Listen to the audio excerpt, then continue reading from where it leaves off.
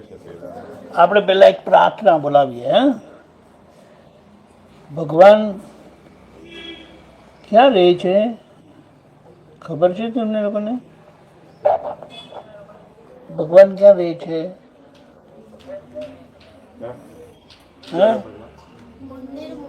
મંદિરમાં. કરેક્ટ.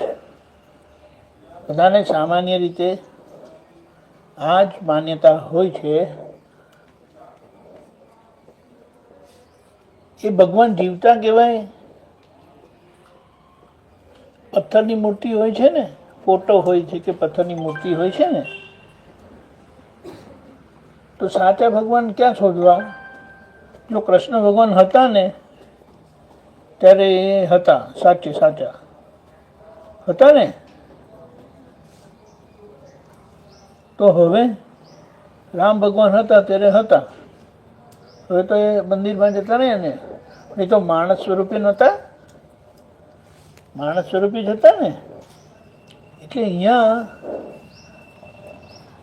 દાદા ભગવાને આ શોધખોળ કરી અને કીધું ભગવાન એટલે જે ભગ એટલે પ્રકાશથી ભરપૂર છે, પ્રકાશથી ભરપૂર છે. કયો પ્રકાશ? આ પ્રકાશ તો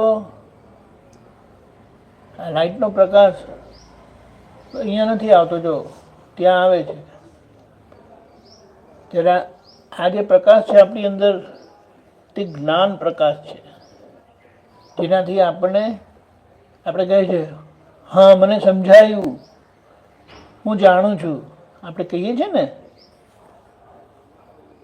આ કે હું જાણું છું, આ વસ્તુ કે ના કે, આ ના કે, માણસોએ બનાવેલી વસ્તુ ના કે, પણ આ બધા જ પ્રાણી કે જીવ સૃષ્ટિ છે એ લોકોની અંદર જાણપણાની શક્તિ છે. આત્મા કરીને જાણો છો? આત્મા જાણો ને, એ બધાની અંદર આત્મા છે. અને આત્મા એટલે જેનામાં જાણવાની શક્તિ છે. આપણે કેટલી ઇન્દ્રિયો હોય છે? 5. સ્પર્શ, ટેસ્ટ, ગંધ, જોવાનું અને સાંભળવાનું. આ લોકોને ખાલી સ્પર્શ ઇન્દ્રિય હોય, બીજું બધું નથી થયું. એટલે ઓછામાં ઓછું સ્પર્શ ઇન્દ્રિય બધાને જ હોય, બધા જીવ માત્રને હોય. અને મનુષ્યને બીજા બધા પ્રાણીઓ છે તમને 5 ઇન્દ્રિયો હોય. સંભળાય પણ, દેખાય પણ. એટલે એમ કહેવાય કે ભગવાન આપણામાં પૂર્ણપણે વ્યક્ત થયેલા છે 5 ઇન્દ્રિયો કરીને. અને એ ભગવાન જ્યારે કૃષ્ણ ભગવાન જેવા પ્રગટ થાય, સંપૂર્ણ ખુલ્લા થાય, રામ ભગવાન જેવા ખુલ્લા થાય, મહાવીર ભગવાન જેવા ખુલ્લા થાય, જે મનુષ્યમાં જ ખુલ્લા થયેલા છે, બીજામાં ખુલ્લા ના થઈ શકે, ત્યારે આપણા બધાનું માર્ગદર્શન કરે. એટલે એ ભગવાન આપણી અંદર છે આત્મ સ્વરૂપે. એટલે એમને અંતર્યામી પરમાત્મા કીધા. હવે એ અંતર્યામી પરમાત્માની પાસે આપણે પ્રાર્થના કરીએ. બહુ સરસ પ્રાર્થના છે. ચાલો બોલજો. હા,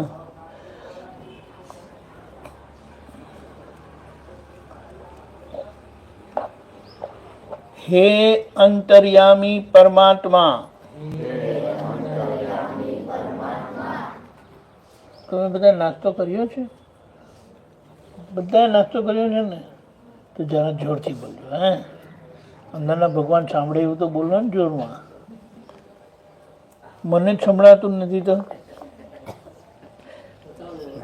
બરાબર જોરમાં બોલાવાનું. બધા મચ્છરા ઉડી જાય, બધા અંદર બધા વાદળા આવેલા હોય ને તે. હે અંતર્યામી પરમાત્મા, આપ મને એવી શક્તિ આપો કે હું મારી તંદુરસ્તીને ક્યારેય પણ કોમ્પ્રોમાઇઝ નહીં કરું, બાંધછોડ નહીં કરું, કે જેથી કરીને મારું શરીર રૂપી સાધન મને મારા ધ્યેયને એટલે કે ભણવામાં અને સત્સંગમાં કાયમ મદદરૂપ થાય. હું ભણવામાં બિલકુલ પ્રમાણિક રહીશ. હું કુસંગથી એટલે કે અવળા મિત્રોથી કાયમ દૂર રહીશ અને ગમે તે થાય મારો સત્સંગ ક્યારેય પણ ના ચૂકાય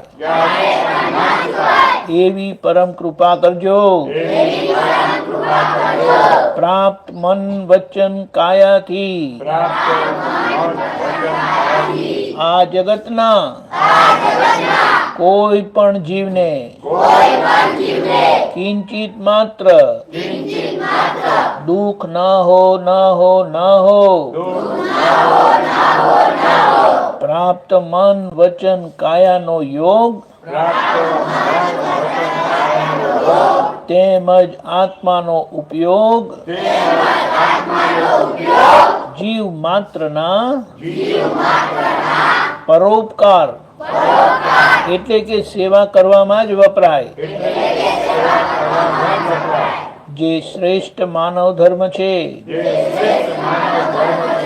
હું હંમેશા પોતાની સાથે તેમજ બીજા બધાની સાથેના જીવન વ્યવહારમાં વિશ્વાસ પાત્ર, નિષ્ઠાવાન અને શુદ્ધ રહીશ, કે જેથી કરીને હું બરાબર દાદા ભગવાનની જેમ, કૃષ્ણ ભગવાનની જેમ, રામ ભગવાનની જેમ, મહાવીર ભગવાનની જેમ સર્વોત્તમ વ્યક્તિત્વનો માનવી બની શકું. હે ભગવાન, હું આગળ મારા માતા પિતાને તેમજ ગુરુજનોને સાંભળવાનો સંકલ્પ કરું છું અને હું ક્યારેય તેમને ઘમંડી જવાબ આપીશ નહીં. કૃપા કરીને મને આ બાબતે અસીમ આંતરિક શક્તિ આપો. જય સચ્ચિદાનંદ. સચ્ચિદાનંદ એ આપણા અંદર જે ભગવાન છે ને એનું સ્વરૂપ છે, એમનું નામ નથી. ભગવાન સચ્ચિદાનંદ સ્વરૂપ છે. એનો મતલબ શું થાય કે સત એટલે જેમનો વિનાશ નથી થતો. ભગવાનનો વિનાશ થાય ના થાય. શરીરનો વિનાશ થાય, શરીરનો વિનાશ થાય, ભગવાનનો વિનાશ ના થાય. શરીરમાં જાણવાની શક્તિ નથી, પણ આત્મામાં જાણવાની શક્તિ છે, એટલે ભગવાનમાં જાણવાની શક્તિ છે. એટલે એ જે ભગવત તત્વ છે આપણી અંદર, એમાં પરિપૂર્ણ જાણવાની શક્તિ છે, એટલે સંપૂર્ણ જાણવાની શક્તિ છે. જેના લીધે આપણે કે હા હું જાણું છું, હા મને સમજાયું એમ કરીને કહીએ છીએ ને એ. અને આપણે બધાને સુખ જ ગમે છે ને, કેમ દુઃખ નથી ગમતું? કારણ કે અંદર જે ભગવાન છે ને તે પરમાનંદ સ્વભાવના છે. પરમાનંદ એટલે છેલ્લા પ્રકારનું સુખ જે ક્યારે આવીને જાય નહીં. એટલે એવા સચ્ચિદાનંદ સ્વરૂપ ભગવાનનો જય જયકાર હો, વિજય હો. એટલે કેટલાક જય સ્વામિનારાયણ, જય ગુરુદેવ, જય શ્રી કૃષ્ણ એમ કરીને બોલતા હોય છે. એ ખોટું નથી, બરાબર છે. પણ જય સચ્ચિદાનંદ જ્યારે કહે ને એની પાછળનો મતલબ આ છે. સચ્ચિદાનંદ નામ નથી, પણ સચ્ચિદાનંદ ગુણ છે, જે આપણી અંદર ભગવત તત્વ છે, આત્મ તત્વ છે, અંતર્યામી પરમાત્મા છે, એમનો આ ગુણ છે, અને એ આપણે છે. નામ આત્માને આપેલું છે કે શરીરને? નામ કોને આપેલું છે? શરીરને આપેલું છે કે આત્માને આપેલું છે? શરીરને આપેલું છે. બધાની શરીરની અંદર આત્મા છે, આત્માને નામ નથી હોતું. એટલે આમાં એક વાત આવી કે હું ક્યારેય પણ મારી તંદુરસ્તીને ની બાંધછોડ નહીં કરું. તો આપણે બાંધછોડ કરીએ છીએ. તંદુરસ્તીને બાંધછોડ કરવી એટલે શું? બોલો. બાંધછોડ કરવી એટલે કોમ્પ્રોમાઇઝ કરવી એટલે? આપણે જો તમને દાખલો આપું, ના ખાવાનું ખાઈએ છીએ ખરા આપણે? ના ખાવાનું શું ના ખવાય આપણાથી? ફાસ્ટ ફૂડ ના ખવાય. વાત સાચી છે. કેમ ફાસ્ટ ફૂડ નહીં ખાવાનું? કારણ કે અંદર જઈને બધું બગાડે આપણું શરીર. પછી આ બહારનું લારી પરનું ને એવું બધું ખાઈએ આપણે, પેકેટવાળું ખાઈએ, તો એ સારું હોય છે, ટેસ્ટમાં સારું હોય છે, હું એની ના નથી કહેતો, પણ અંદર જઈને શરીરમાં જઈને શું કરે? અને મમ્મીએ ઘરમાં ખાવાનું બનાવેલું એ કેવું હોય? એ સારું કે બહારના પેકેટ સારા? ઘરનું સારું. એટલે એમ નહીં કે આપણે બિલકુલ ખાવાનું નહીં, પણ એની પાછળ જે આપણે દોટ મૂકીએ છીએ ને એ કરવા જેવું નથી. એટલે કોક ફેરો ખાવાનું, જ્યારે બીજું કંઈ ખાવા ના પડતું હોય ત્યારે. નહીં તો આ તો રોજ સવારે કે મમ્મી પેલું આપો મને, આ આપો મને. પછી આપણે બહુ આગ્રહ કરીએ, ઝઘડો કરીએ, કકડાટ કરીએ, તો પછી સારું લે એમ કરીને કહે, પણ આપણને નુકસાન નથી કરતું. પેલાની મમ્મી આપે છે, આમના મમ્મી આપે છે, તું કેમ નથી લાવતી? આપણે એવી આર્ગ્યુમેન્ટ કરીએ ને. એટલે આગ્રહ કરીએ, પણ આ વાત સમજી જાઓ. આ શરીર અંદર ભગવાન છે ને, જેમ મંદિરમાં ભગવાન હોય છે, આપણે વાત કરીને એવી રીતે આપણા શરીરમાં ભગવાન છે. તો શરીર શું થયું? મંદિર થયું ને. અને આ શરીર જીવતું ના કહેવાય? જીવતા ભગવાન છે, જીવતું મંદિર છે. હવે જીવતા મંદિરમાં આપણે ગમે તે ખાય તે ચાલે? અને તમે બરાબર ના ખાઓ તો બીમાર પડો કે નહીં? અને બીમાર પડો પછી રમવાય તમારાથી? રમવાનું બધાને ગમતું નથી? બધાને જ ગમે. પણ હમણાં તો બધું મોબાઈલ પર રમવાની મજા આવે છે, નહીં? સાચું કહો છો? Very good. સારું છે. આ તો પહેલી વખત સાંભળ્યું. છોકરાઓને મોબાઈલ ગમતો નથી, પણ રમવાનું ગમે. ખૂબ રમજો. રમવાથી તંદુરસ્તી સારી થાય. આપણે શારીરિક શ્રમ કરીએ ને, રમે એટલે શારીરિક શ્રમ થાય, પસીનો થાય, એટલે સશક્ત બને, સ્ટ્રોંગ બને. અને જે શારીરિક તંદુરસ્તી જેમની હોય ને, એમની માનસિક તંદુરસ્તી પણ બહુ જ સરસ હોય. માનસિક તંદુરસ્તી ખબર પડે? માનસિક તંદુરસ્તી મનથી એકદમ સ્ટ્રોંગ, મજબૂત, હાલે નહીં. કોઈ પણ પરિસ્થિતિ એમને ડગાવી શકે નહીં. બોલો. હવે તંદુરસ્તી એટલે શારીરિક તંદુરસ્તીથી માનસિક તંદુરસ્તી પણ આવે. પછી બૌદ્ધિક તંદુરસ્તી પણ આવે. બૌદ્ધિક તંદુરસ્તી આવે એટલે તમે ભણવામાં કેવા થાવ? શાર્પ. એને ચકોર કહેવાય. ચકોર કહેવાય ને. થાય તો કેવું સારું.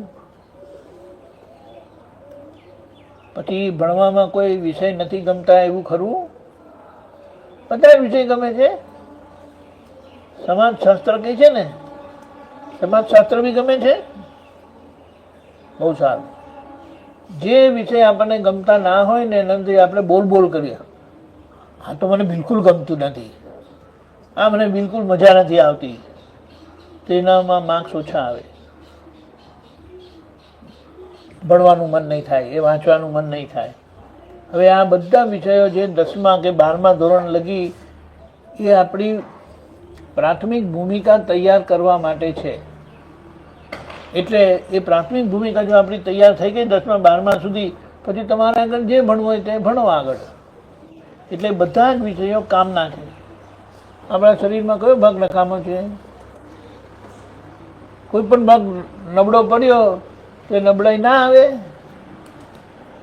એટલે આપણે બધી રીતે ઓલરાઈટ થવાનું, શારીરિક, માનસિક, બૌદ્ધિક અને આધ્યાત્મિક પણ.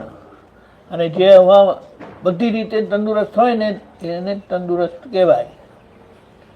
એટલે તમે લોકો મોબાઈલ નથી જોતા એનો મને ખૂબ આનંદ થયો. બહુ પહેલી વખત મેં હું સાંભળ્યું, નહીં દાદા? હા,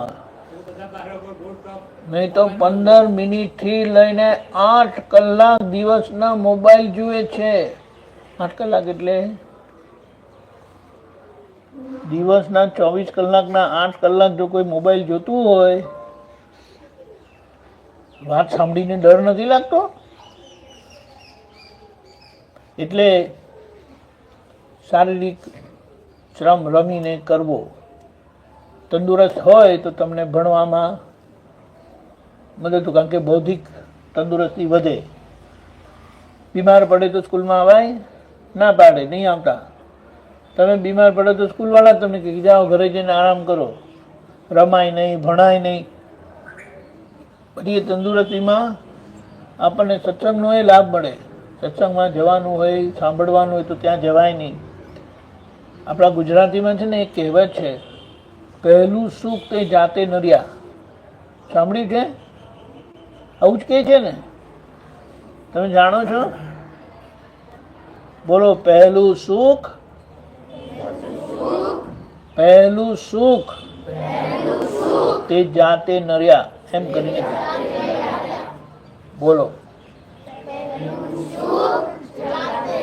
તે જાતે નર્યા. ફરીથી બોલો, પહેલું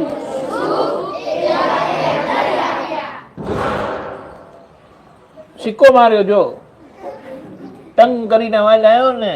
હવે જો આપણી તંદુરસ્તી સારી હોય, ભણાય, સારું ભણાય. નહીં તો બીમાર પડે તો 12 કલાક 14 કલાક સૂવું પડે, આરામ કરવો પડે. રમાય નહીં, ભણાય નહીં, સત્સંગમાં જવાય નહીં. બરાબર? એટલે હવે ભણવાની વાત લઈએ. ભણવાનું કોને નથી ગમતું? સાચું સાચું બોલજો. મને નહોતું ગમતું, સાચી વાત કરું. 9મા ધોરણ લગી ગબડતો ગયો, પણ ફેલ નહોતો થયો. એનું કારણ એ હતું કે અમારા વખતે મોબાઈલ હતા નહીં, રમવાનું હતું. અને કુદરતી રીતે જે શિક્ષક શિક્ષિકા ભણાવે આપણને, તો તે વખતે પૂરા ધ્યાનથી એ લોકોને સાંભળવાનું, અંદર અંદર વાતો નહીં કરવાની. કોઈ વાતોડિયા છે અહીંયા? ટીચરને ખબર હશે, આપણે નહીં કહેવું. પણ એ વાત તો તમે રિસર્ચમાં થાય ને, બોલો ને, પછી થાય તમારાથી વાતો. પણ ભણતી વખતે આપણે પૂરું ધ્યાન આપવાનું, બિલકુલ ત્યાં જ ટીચરની સામે જ ધ્યાન આપવાનું. આડે ઓડા ગયા, ડાફોડિયા માર્યા તો ટીચરે શું બોલ્યા ખબર ના પડે. 35 મિનિટનો ક્લાસ હોય, હે ને? અને દિવસના 8 પીરિયડ હોય, 8 જ હોય છે ને? હવે 8 પીરિયડમાં 35 મિનિટનો એક ક્લાસ, એટલે આપણે ચાલો 8 તમને વિષયો ભણાવ્યા. વિષયો તો 6 જ હોય છે ને?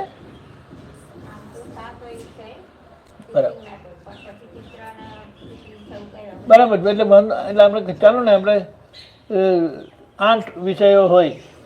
હવે તમને જે આજે ભણાવ્યું 35 મિનિટમાં, તે કેટલા પાનાનું હોય આશરે? 1, 2 કે 3 પાનાનું. 2 પાના. તો એ 2 પાના વાંચતા ઘરે જઈને તમે જો 2 પાના જે શીખવાડ્યું આજે એ તમે વાંચી જાઓ, સમજો. કેટલી વાર લાગે 2 પાના વાંચતા? 1 કલાક, અડધો કલાક, 15 મિનિટ, 5 મિનિટ, ચાલો આપણે 10 મિનિટ ગણીએ. 10 મિનિટમાં તમારા એ 35 મિનિટનું ભણાવેલું તમે 10 મિનિટમાં વાંચી નાખો. કારણ કે સમજાવવું પડે એટલે વાર લાગે. હવે એ તમે 10 મિનિટ વાંચ્યું તો આજે જે શીખવાડ્યું ને તે તમારું પુનરાવર્તન થઈ ગયું ને, રિવિઝન થઈ ગયું ને. હવે એમાં કંઈ નહીં સમજણ પડી હોય તરત બીજે દિવસે પૂછી લેવા. શીખવાડ્યું, તમે વાંચ્યું, રહી ગયેલું નહીં સમજાયેલું પૂછી લીધું, પાકું થઈ ગયું. એવી રીતે તમે બધા જ વિષયો માટે કરો તો દિવસમાં તમને 10 ગુણ્યા 8 એટલે 80 મિનિટ જોઈએ આશરે. 80 મિનિટ ચાલો ને, આપણે 1 કલાકને 20 મિનિટ થાય ને, આપણે 2 કલાક ગણો. 2 કલાકમાં આખા દિવસે જેટલું ભણાયેલું તમારું રિવિઝન થઈ જાય. ફ્રી ટાઈમ કેટલો મળે આખો દિવસમાં? 8 કલાક સ્કૂલમાં જાય, 8 કલાક આરામ કરો, તમને 8 કલાક મળે.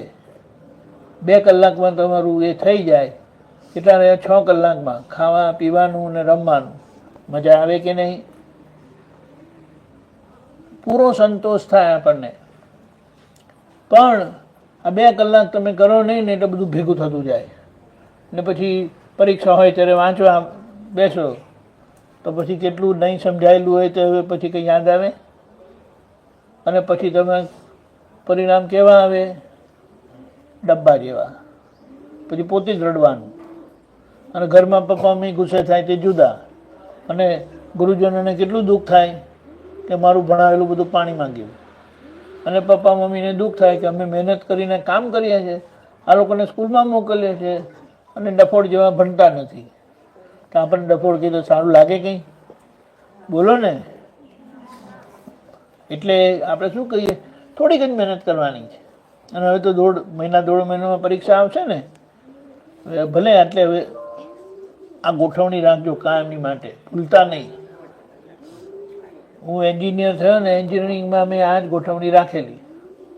એટલે મને ક્યારેય કોઈ પરીક્ષા વખતે ટેન્શન આવે ને, બિલકુલ આવશે નહીં. બિલકુલ ટેન્શન આવશે, કોઈ પણ જાતનો ગભરાટ થશે નહીં. અંદરથી હું તૈયાર છું. આપણે આખો વર્ષ આવી રીતે થોડી થોડી કરીને મહેનત કરેલી હોય તો ક્યારેય ટેન્શન આવે જ નહીં.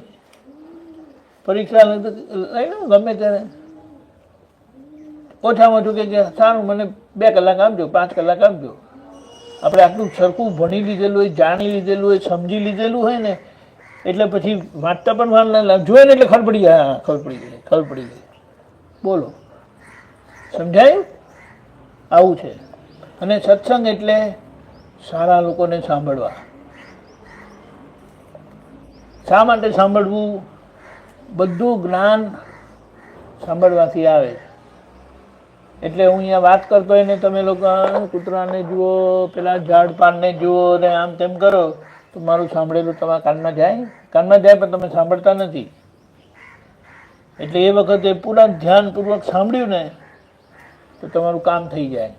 એટલે અહીંયા શું કીધું? ત્યાં સાંભળવાનું. એક સત્સંગ સાંભળવાનો હોય, સત્સંગમાં કશું કરવાનું નથી. કારણ કે જે બોલે છે ને એમના ચારિત્રમાં જેટલું પણ હોય ને તેટલું આપણે સાંભળ્યું ને આપણા પરિવર્તન થઈ જાય. એને એક દાખલો આપીએ, આપણે ભણેલા છે એ દાખલો. એક મમ્મી એમના બાળકને લઈને ગયા સ્વામીજી પાસે અને સ્વામીજીને કીધું, સ્વામીજી એને કંઈ કહો ને તમે. સ્વામીજીએ કીધું, શું કહેવાનું? આ ગોળ બહુ ખાય છે, આખો દિવસ ગોળ ખા કરે. તો સ્વામીજીએ કીધું, એમ 2 અઠવાડિયા પછી આવજો. પેલા મમ્મીને ખબર ના પડી એટલે કે સારું 2 અઠવાડિયા પછી ગયા.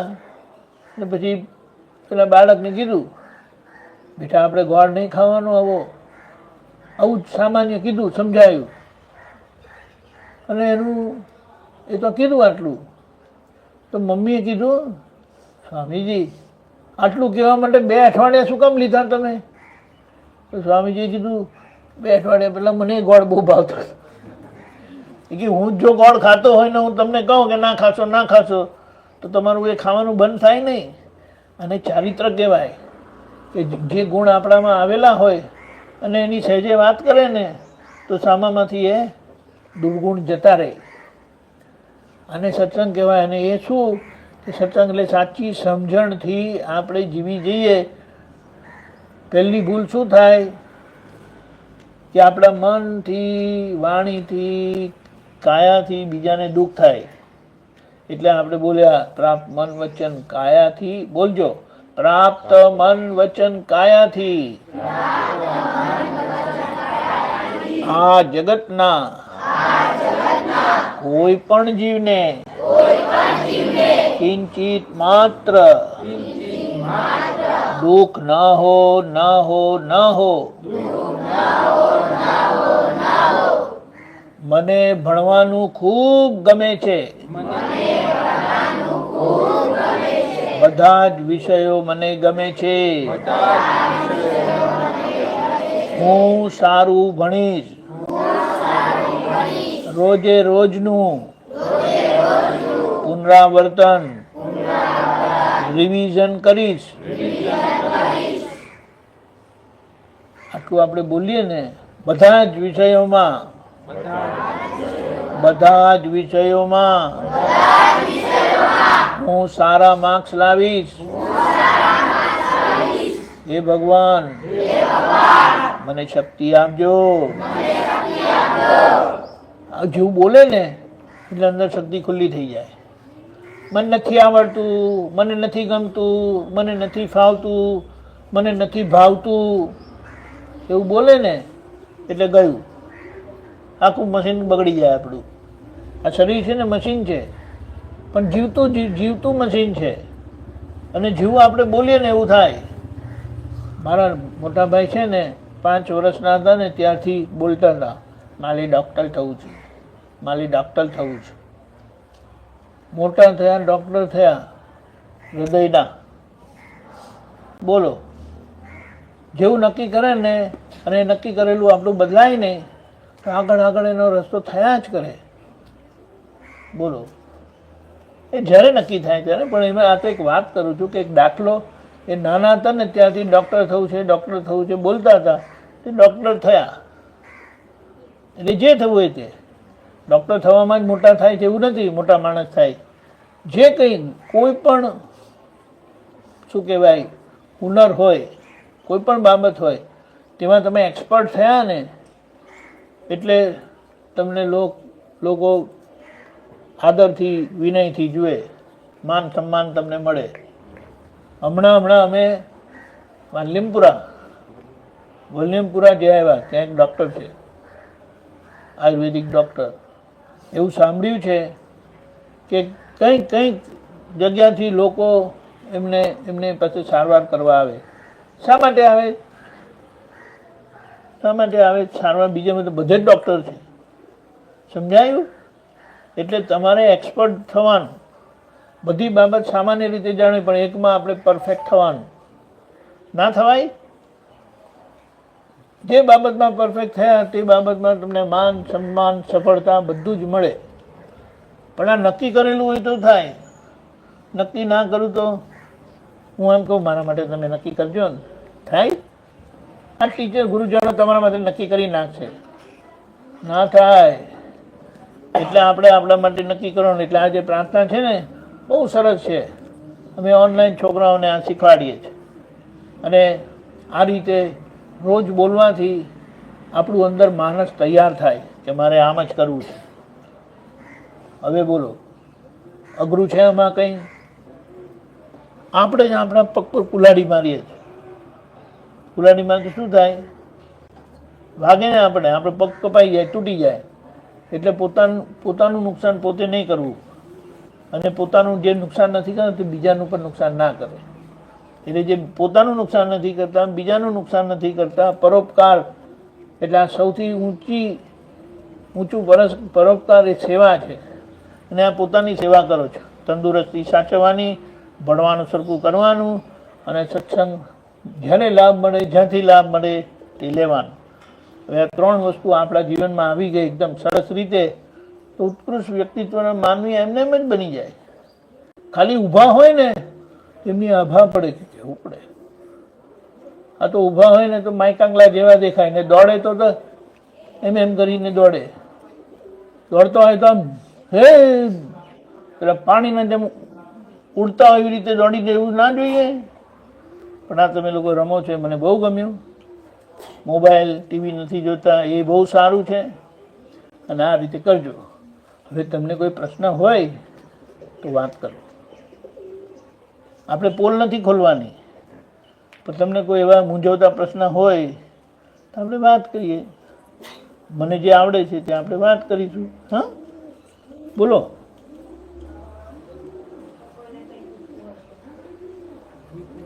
કશું નહીં ભાવે એવું છે? મમ્મી જે બનાવે તે બધું જ ખાઓ છો? બોલો ને. નથી ખાતા? કારેલા તો બિલકુલ ખાતા નથી. બોલો.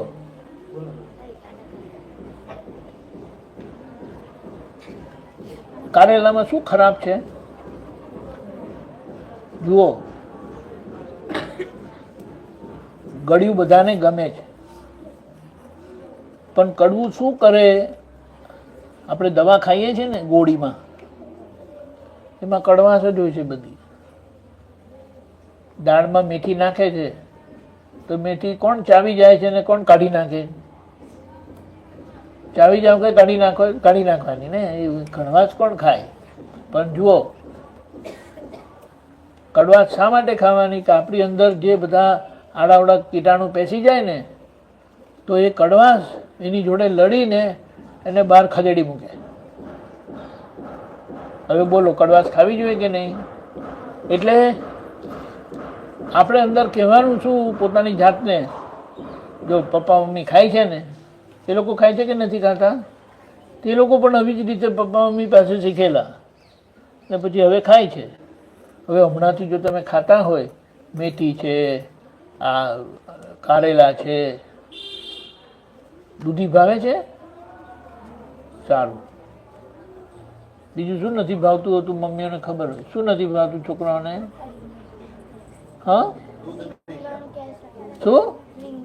એ કેટલા લોકોને નથી ભાવતા, બરાબર છે. પણ રીંગણની પોતાનો એક ગુણ બહુ સારો છે. એમાં આયન એટલે શું કહેવાય, લોઢું બહુ આવે. એટલે આપણા શરીરમાં આ લોહી છે ને, એ લોઢાનો તત્વ આવે છે, આયન. તો હવે એ તમે નહીં ખાતા હોય તો પછી તમને મુશ્કેલી કરે.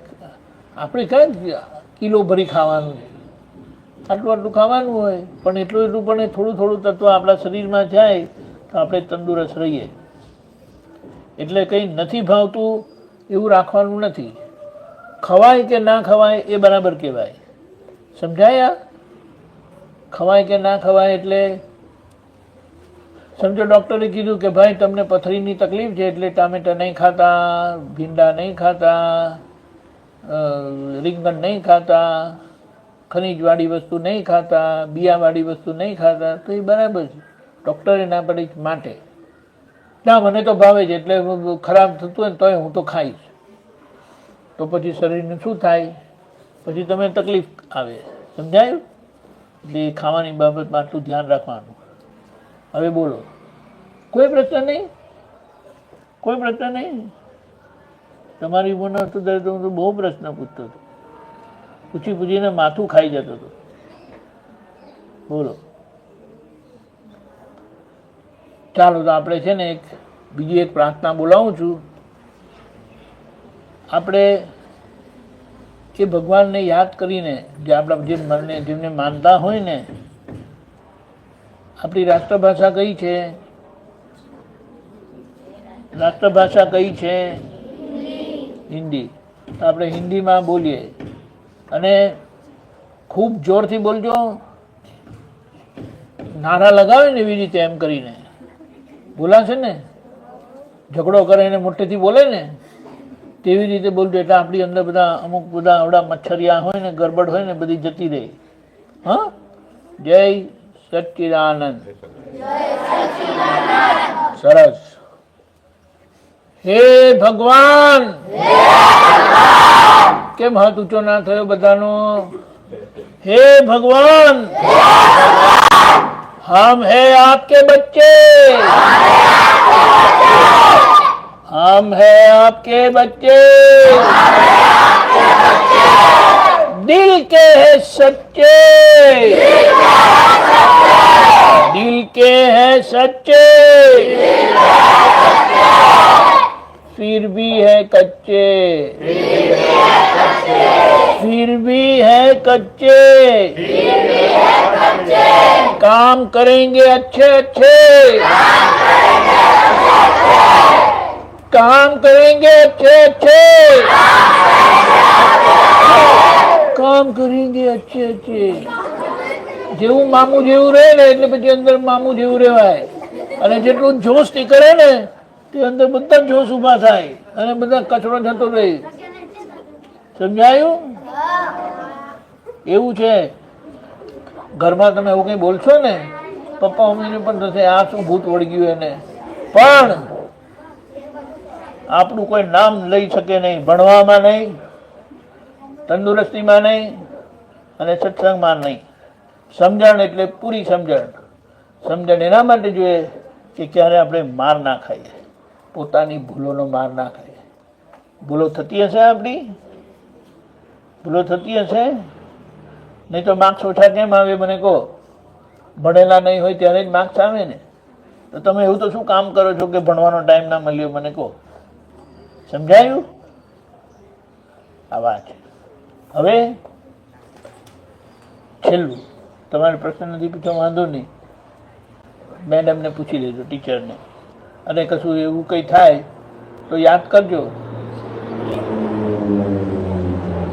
બોલો, ફાઇટર પ્લેન આપણી જોડે લડવા નથી આવ્યું, પ્રેક્ટિસ કરે છે લોકો. ચાલો, હવે રામ ભગવાન 10,000 વર્ષ પહેલા આવેલા, અને રામ ભગવાનની ભક્તિ હનુમાનજીએ કરી તો હનુમાનજી મોક્ષે ગયા. ભક્તિ કરવી એટલે એમના કયા પ્રમાણે ચાલ્યા. પછી કૃષ્ણ ભગવાન 5,000 વર્ષ પહેલા આવ્યા. કૃષ્ણ ભગવાનને અર્જુને ભક્તિ કરી, અર્જુન કૃષ્ણ ભગવાન પ્રમાણે રહ્યા, કયા પ્રમાણે? તો એ યુદ્ધ પણ જીત્યા અને મોક્ષે પણ ગયા. એવી રીતે મહાવીર ભગવાન 2600 વર્ષ પહેલા આવ્યા. ગૌતમ સ્વામી એમણે ભક્તિ કરી મહાવીર ભગવાનની, તે ગૌતમ સ્વામી મોક્ષે ગયા. એટલે હવે શું સમજવાનું કે હમણાં એક વિચારધારા આપણે વિચારણા કરીએ કે આપણે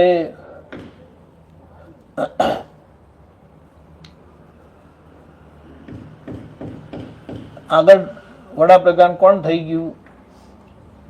મોદી સાહેબ પહેલા ખબર છે કોણ થયું હતું?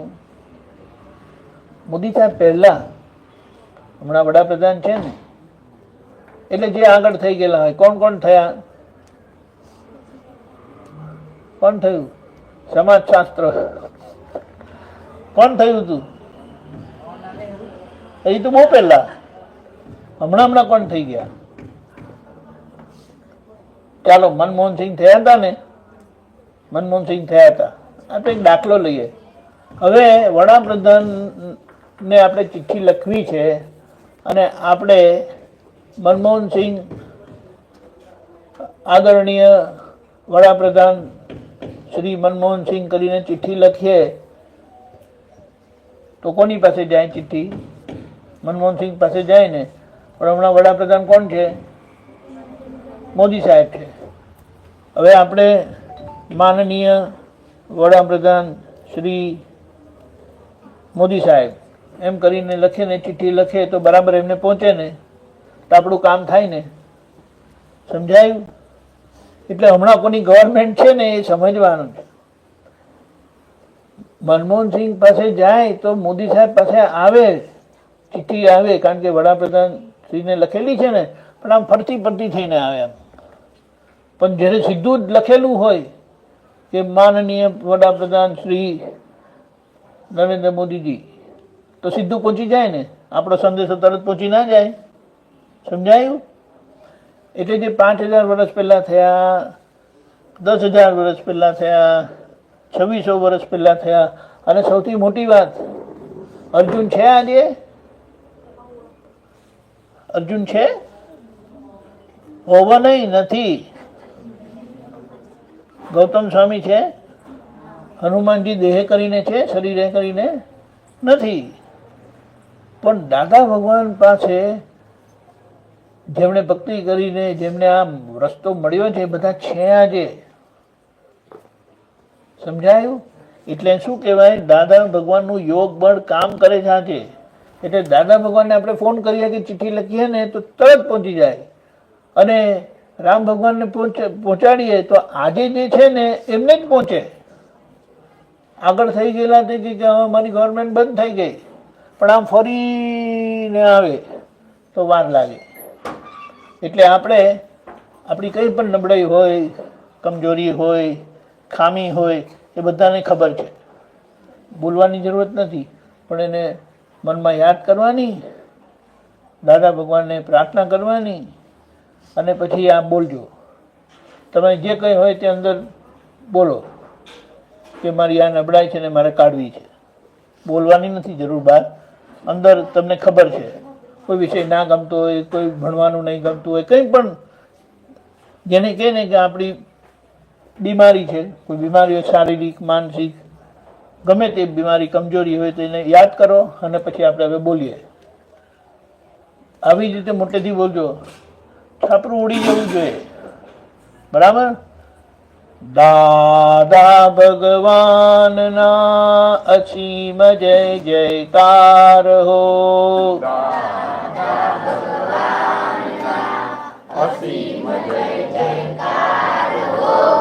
અંદર બેઠેલા દાદા ભગવાનના અસીમ જય જયકાર હો. જોરમાં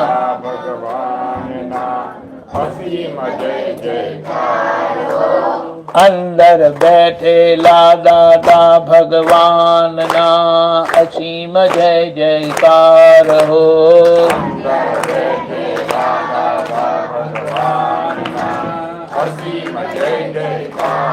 ઓ દાદા ભગવાનના અસીમ જય જયકાર હો. જોરમાં જયકાર હો. દાદા ભગવાનના અસીમ જય જયકાર હો.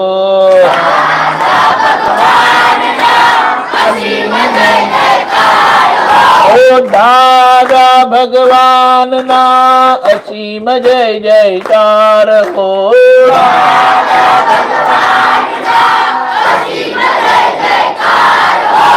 દાદા ભગવાનના અસીમ જય જયકાર હો. દાદા ભગવાનના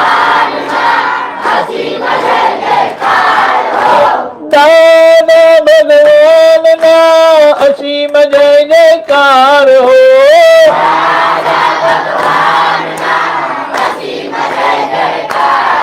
ઓ દાદા ભગવાનના અસીમ જય જયકાર હો.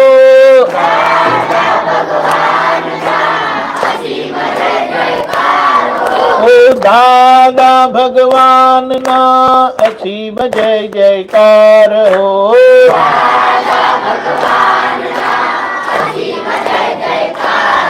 ઓ દાદા ભગવાનના અસીમ જય જયકાર હો.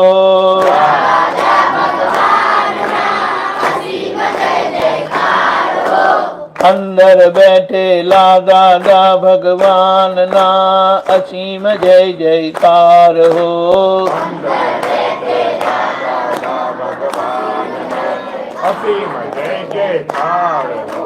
અંદર બેઠેલા દાદા ભગવાનના અસીમ જય જયકાર હો. અંદર બેઠેલા દાદા ભગવાનના અસીમ જય જયકાર હો. અંદર બેઠેલા દાદા ભગવાનના અસીમ જય જયકાર હો. દાદા ભગવાન દાદા ભગવાનના અસીમ જય જયકાર હો. દાદા ભગવાનના અસીમ જય જયકાર હો. દાદા ભગવાનના અસીમ જય જયકાર હો.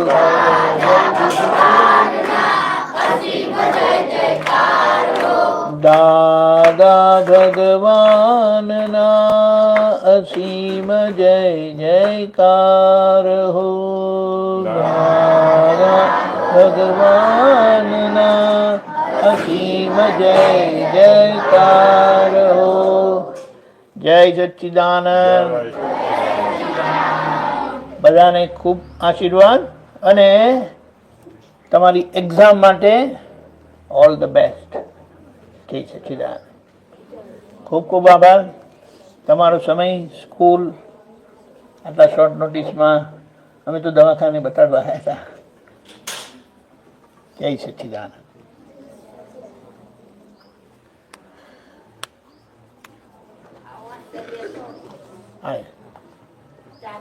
આ